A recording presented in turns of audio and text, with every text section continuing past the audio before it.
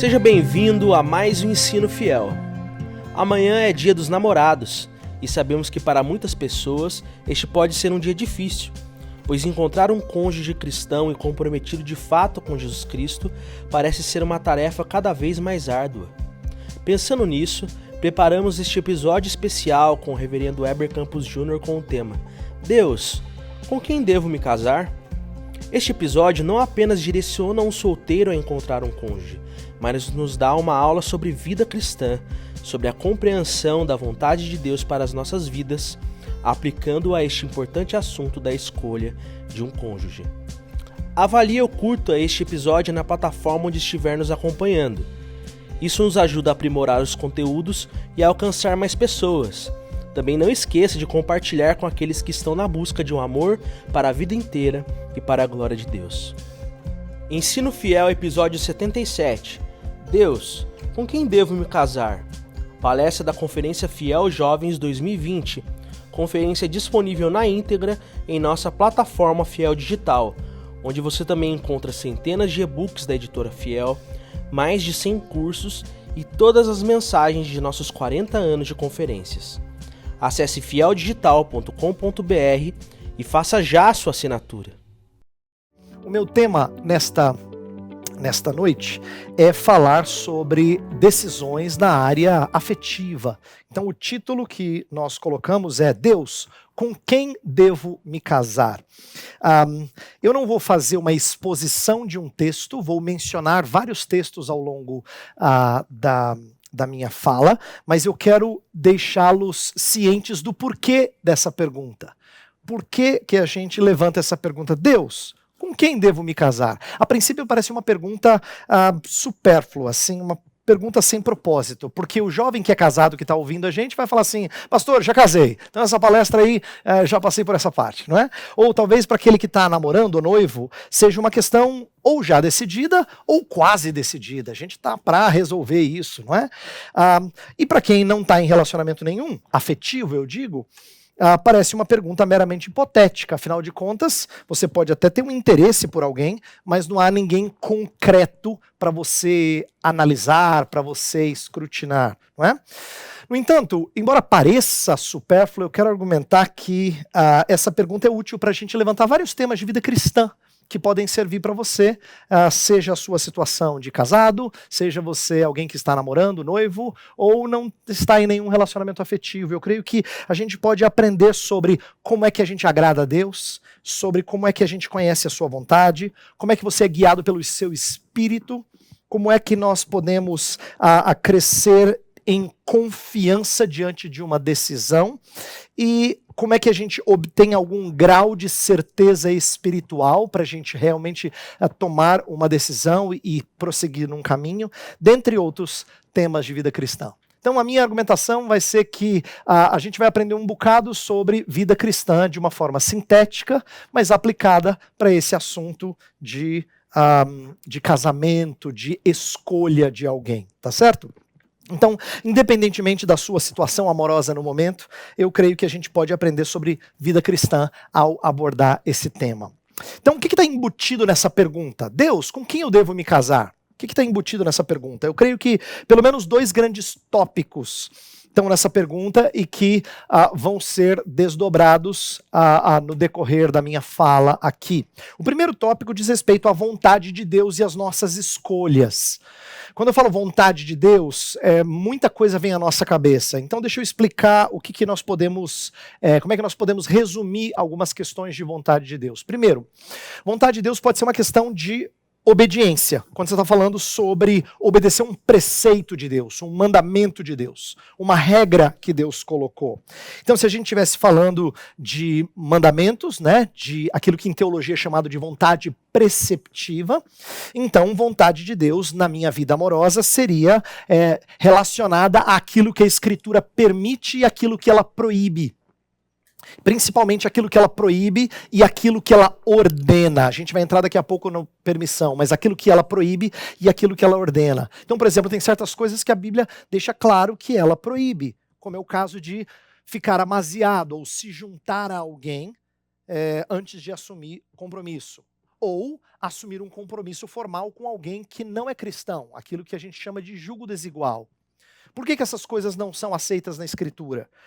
Porque como o casamento é uma aliança, a vontade de Deus é que a gente entre em aliança quando nós nos envolvemos com alguém. Então, em outras palavras, se você quer um relacionamento afetivo com alguém, você tem que entrar em aliança com esse alguém. A Escritura fala disso. Então, entrar em aliança é uma ordenança bíblica. Por isso que 1 Coríntios 7 fala que nós não devemos viver amaziado, abrasado, e sim se casar quando queremos ter envolvimento com alguém.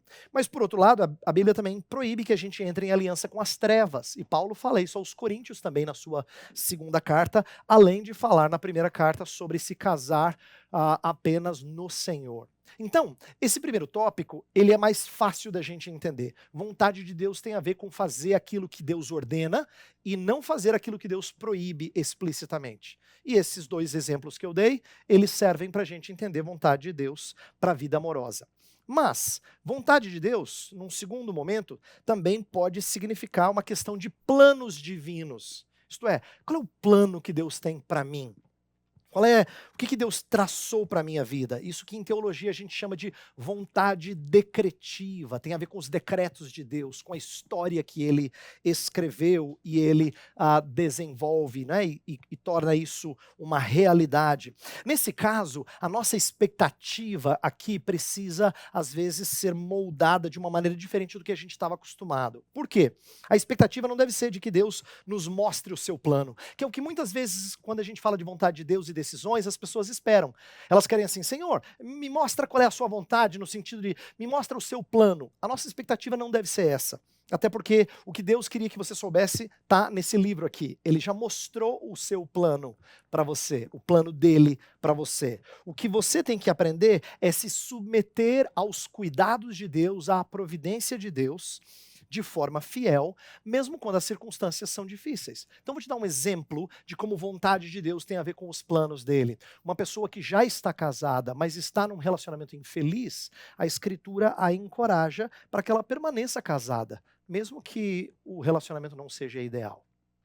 Embora seja difícil, o que eu estou explicando é que aprender dos decretos de Deus significa aprender a se submeter à direção que Deus dá à sua vida, à providência dele e os cuidados dele na sua vida. Portanto, ter um bom entendimento da vontade de Deus nos fortalece para nós tomarmos decisões santas. Então, esse primeiro tópico que eu estou falando, que está embutido na pergunta de vontade de Deus e as nossas escolhas, tem a ver com fazer o que é santo. Fazer aquilo que a Escritura orienta a fazer e ser fiel mesmo em meio às dificuldades. Mas tem um segundo grande tópico, e a gente vai gastar mais tempo com ele nessa palestra, que diz respeito à direção e segurança que vem de Deus para as nossas escolhas. Então, vida cristã pode ser marcada por escolhas insensatas, não é? Às vezes a gente escolhe mal. Às vezes a gente escolhe um cônjuge de maneira insensata. É possível isso, isso acontece com várias pessoas. Por isso que aprender a buscar a direção divina é uma coisa lícita e boa, recomendável.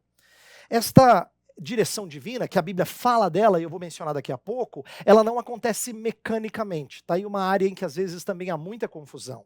Ela não acontece mecanicamente, isto é, Deus não dirige você de uma forma a você não exercitar o seu raciocínio, o seu pensamento, a sua reflexão, seu aprendizado, né? A maioria das pessoas que busca direção divina, busca direção mecânica, quer sejam por sonhos ou profecias, ou testes com Deus, ou falar ao meu coração, é mecânico. A direção bíblica, ela acontece por intermédio do amadurecimento cristão.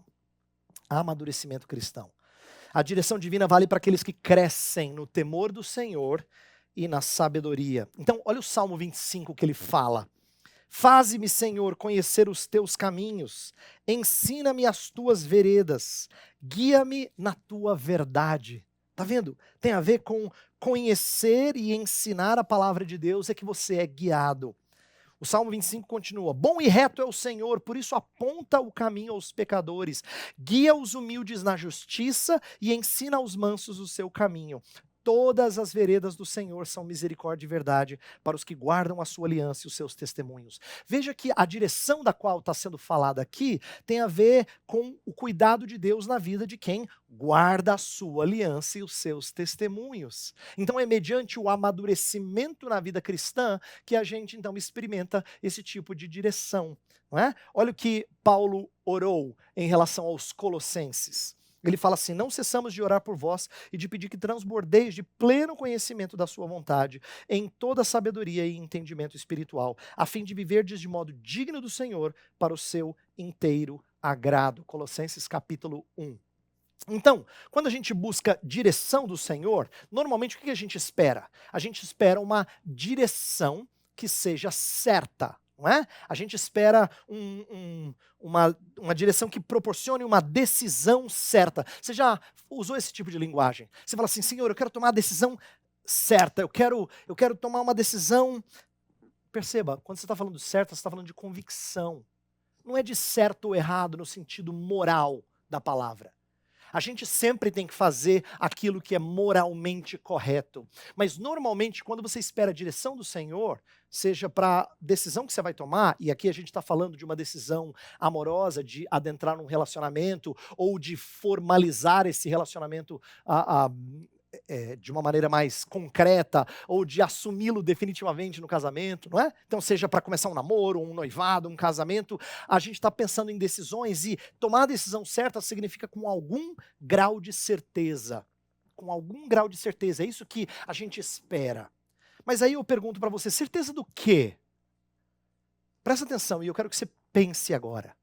Quando você quer a direção do Senhor para tomar uma decisão certa, você está buscando certeza do quê? Será que é a certeza de que tudo vai dar certo e que você não vai ter tropeços no caminho? Se é esse tipo de certeza que você está buscando, você está com a expectativa errada. Porque a Bíblia não promete isso pra gente. Não é uma certeza que Deus dá aos seus filhos. Pelo contrário, a Bíblia fala: muitas são as aflições do justo. Você vai ter aflições e sofrimentos. Tiago, inclusive, ensina a gente: tende por motivo de toda alegria o passardes por várias provações. Então, decisão certa não pode ser certeza de que as coisas vão dar certo e vai ser tudo bom. Nós não podemos ter certeza de que vai dar tudo certo, da mesma maneira que a gente pode ter certeza da nossa salvação. João, por exemplo, escreve a sua primeira epístola para que a gente tenha segurança, certeza, baseada nas promessas de Deus. Por outro lado, assim como o apóstolo João ensinou em sua primeira carta a olharmos para evidências a fim de nos sentirmos seguros, João escreveu a primeira carta para falar de como a gente faz o teste doutrinário, isto é, se a gente crê corretamente acerca de Jesus Cristo. A gente faz o teste moral, se a gente anda nos preceitos e cumpre os mandamentos do Senhor. Existe um teste social de amor para com o próximo. Esses testes são dados para assegurar alguém de que ele anda no caminho correto. Então a carta foi escrita para dar essa segurança. Se a gente pode ter evidências de nossa salvação, eu creio que a gente pode e deve procurar evidências de que a gente está tomando uma decisão sábia.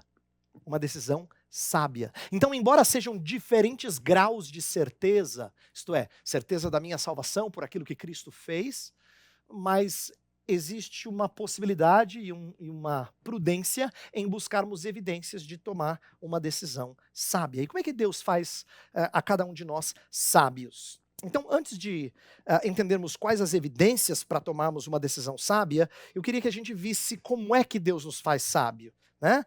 Veja os caminhos pelos quais nós nos tornamos sábios da parte de Deus. E eu apontei 3 deles. Primeiro, o mais óbvio, porque está explícito na Escritura, é mediante a oração. Assim como Salomão orou por sabedoria e agradou o Senhor, de tal forma que Deus não só deu sabedoria, mas deu muito mais do que Salomão tinha pedido, Tiago nos ensina a buscar sabedoria da parte do Senhor em oração, para tomada de decisão. Então, o texto de Tiago, capítulo 1, fala assim: se algum de vós necessita de sabedoria, Peça a Deus, que a todos dá liberalmente, e nada lhes impropera, e ser-lhe-á concedida. E na epístola de Tiago, a sabedoria está relacionada à ideia de relacionamento. No capítulo 3, ele fala da sabedoria que é demoníaca e da sabedoria que vem do alto. Então, é sabedoria para relacionamentos que agradam o Senhor. Então, se você quer sabedoria para adentrar num relacionamento ou firmar compromisso nesse relacionamento, sabedoria é a palavra que Tiago destaca. Então, mediante a oração, esse é o primeiro caminho pelo qual Deus nos faz sábios. Um segundo caminho é mediante a meditação na palavra. Meditação na palavra. Quando eu falo meditação na palavra, eu estou me referindo primeiramente claro, ler as escrituras, ouvi-las bem explicada, não é? Então, ouvir aquilo que é saudável. Você não pode encher o seu coração daquilo que é ruim. Você tem que encher o seu coração daquilo que é bom. Então, ouvir bom ensino é fundamental. Mas a minha ênfase vai além do que só ouvir bom ensino. Talvez Deus já tenha te dado a oportunidade de estar numa igreja onde a pregação é saudável, onde a Bíblia é ensinada e explicada de uma maneira bastante elucidativa. Mas o ponto que eu quero destacar é a importância de refletir, de processar aquilo que você ouve, que é uma prática pouco comum nos nossos dias e eu lamento dizer, pouco comum entre jovens.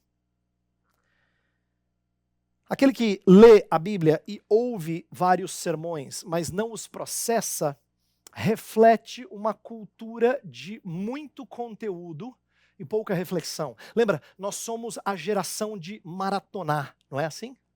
Você fala assim, eu quero assistir aquela série que eu gosto. Você não assiste um episódio. Você vai lá e você faz a maratona, não é?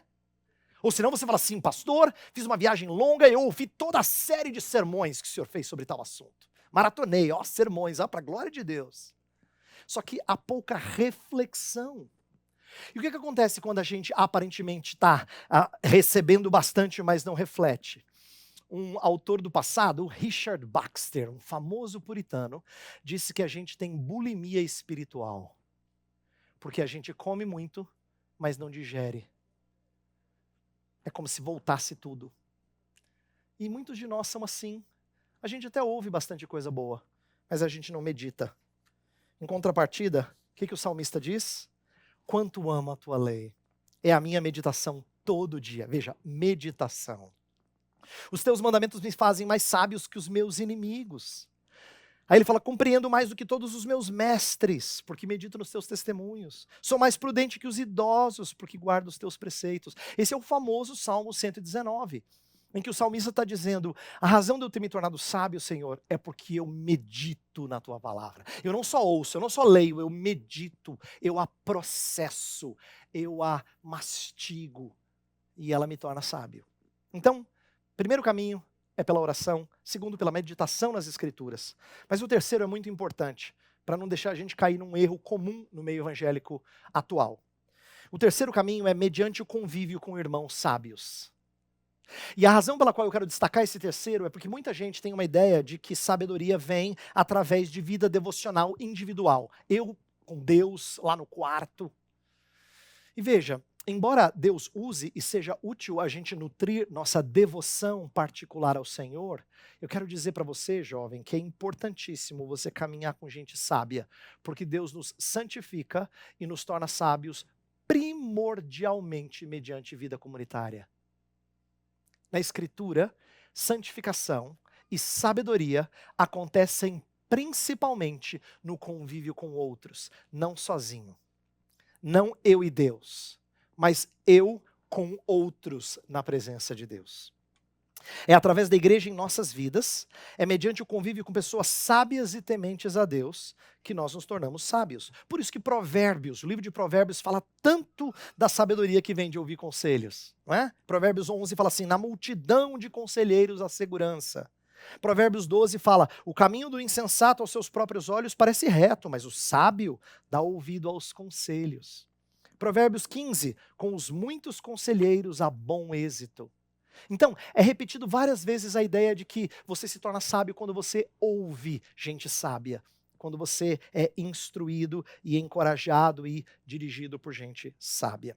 Então esses são os caminhos pelos quais Deus nos faz sábios. Mas agora eu quero ir para a última parte, talvez a mais a carnuda aqui da nossa fala, que é essa sabedoria que eu estou falando, essa maturidade que a gente tem que buscar, nos faz aptos a refletir e a decidir em termos de vida amorosa, não é?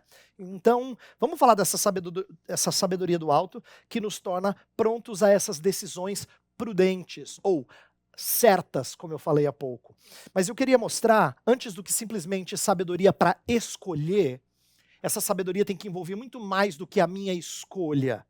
Ela tem que me habilitar a fazer certas coisas, a deixar certas coisas, para que a minha escolha seja prudente. Então eu vou falar de 4 pontos aqui, bem brevemente, que a sabedoria deve me levar a fazer em relação à vida amorosa.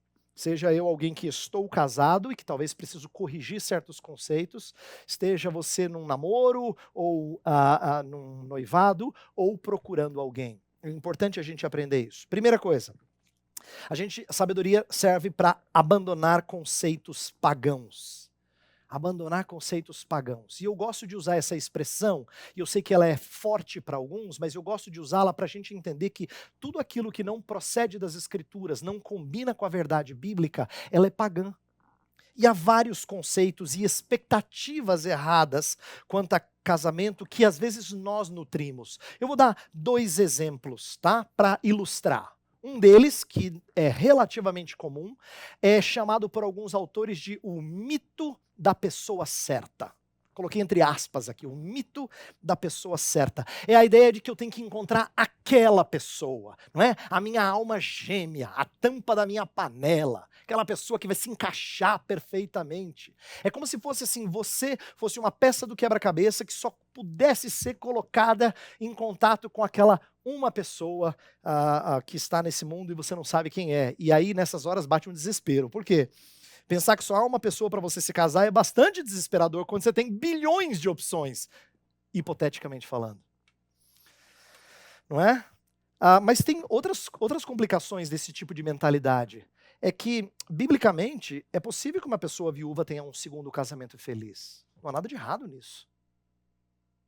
E aí, qual que era a certa? Era a primeira ou a segunda? Então, essa ideia de nutrir alguém antes do que valores, princípios que nos norteiam para nos relacionar com qualquer pessoa, essa ideia de que é a pessoa que eu tenho que achar é pagão e é errada. A gente tem que estar focado em princípios pelos quais nós analisamos qualquer pessoa do sexo oposto. Segundo conceito pagão que a gente tem que abandonar é que, às vezes, nós achamos que tem que ter uma série de preparativos para estarmos prontos ao casamento. Não é? Então, terminar um apartamento, talvez terminar os estudos, ou adquirir uma certa estabilidade financeira, o que quer que seja. Veja, esses preparativos não são ruins em si mesmo. O problema é quando eles se tornam pré-requisitos. Eles ganham status de pré-requisitos para o casamento. Porque a impressão que dá é que não dá para casar se não acontecer tal coisa. E aí é que nós damos mais valor àquilo que é secundário, àquilo que não é prioridade no casamento. E nós chamamos isso que é secundário de necessário para o casamento. Né? Talvez são seus pais que não queiram que você se case, a não ser que algumas coisas aconteçam. Talvez seja você mesmo que tenha colocado esses ideais. Não importa quem está fazendo isso, o que eu quero mostrar é que há paganismo quando a gente idealiza um tipo de casamento antes do que a essência do casamento. O que eu quero dizer? Um tipo de casamento é: vamos nos casar depois de formados, vamos nos casar com dinheiro para fazer a festa, vamos nos casar com um apartamento praticamente pronto. O que quer que seja, esse é um tipo de casamento. Isso é prezar mais o tipo do que a essência, que é a aliança entre duas pessoas na presença do Senhor. Então, o que eu quero dizer é que sabedoria nos ajuda a nos tornar, a abandonar conceitos pagãos sobre casamento. Segunda coisa é que a sabedoria nos ajuda a nos cientificar de desafios futuros. A gente precisa ter mais ciência de que casamento é a união de pecadores. Eu sei que você já ouviu isso, nós já até ouvimos aqui a recomendação hoje à tarde daquele livro que a Fiel publicou, que é excelente, Quando Pecadores Dizem Sim, é um ótimo livro. A gente já ouviu isso, mas às vezes a gente perde a noção disso. O que eu quero dizer é que alguns sonhos femininos serão quebrados. Algumas fantasias masculinas não serão satisfeitas. Isso é bom. É bom que eles sejam quebrados, que não sejam satisfeitos, porque muitos deles são pecaminosos. Tem muito pecado nesses sonhos, nessas fantasias. Porque casamento, na verdade, é um instrumento do Senhor para santificar-nos, para nos arrumar, para nos aprontar, para nossa santificação. Lembra que em Efésios, Cristo entrega a sua vida pela sua noiva para purificá-la. E é o contexto, Efésios 5 é o contexto de falar de casamento. Portanto, a gente tem que reconhecer que quando a gente casa, a gente não está se casando com alguém que está pronto. A gente está casando para aprontar alguém para Cristo Jesus. É para isso que serve casamento.